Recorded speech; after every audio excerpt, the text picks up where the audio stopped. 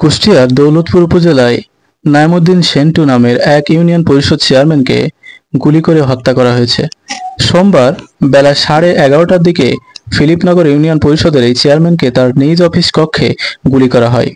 জেলার অতিরিক্ত police super পলাশকান্তি Nath ঘটনার সত্যতা নিশ্চিত করেছেন। নিহত নইমুদ্দিন সেন্টু ফিলিপনগর বাজারপাড়ার মুতালিব সর্দারের ছেলে। জানা গেছে, নইমুদ্দিন সেন্টু দৌলতপুর উপজেলা বিএনপির সাবেক সহসভাপতি ছিলেন। পুলিশ ও স্থানীয় সূত্র জানায়, প্রতিদিনের মতো সকালে ইউপি কার্যালয়ে বসে কাজ করছিলেন নইমুদ্দিন। বেলা 11:30টার দিকে চেয়ারের পেছনে থাকা জানালা দিয়ে দুর্বৃত্তরা তাকে কয়েক রাউন্ড গুলি করে।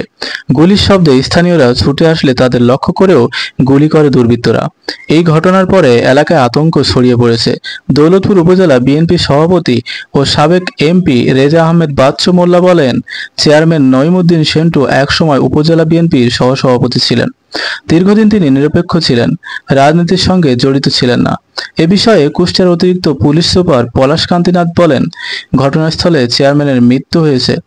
মৃত্যুর খবরে চেয়ারম্যানের সমর্থকরা দলে দলে রাস্তায় নেমে আসে, বিভিন্ন সড়কে প্রতিরোধ সৃষ্টি করে। খবর পেয়ে পুলিশ ও সেনাবাহিনীর একটি টিম সেখানে পরিস্থিতি নিয়ন্ত্রণের চেষ্টা করে। তো বন্ধুরা, দেশ সেরা নিত্য নতুন সংবাদ জানতে অবশ্যই আমাদের চ্যানেলটি সাবস্ক্রাইব করে রাখুন এবং ভিডিওতে একটি লাইক দিয়ে ভিডিওটি শেয়ার করতে ভুলবেন না। তো এতক্ষণ আমাদের সাথে থাকার জন্য আপনাকে অসংখ্য ধন্যবাদ।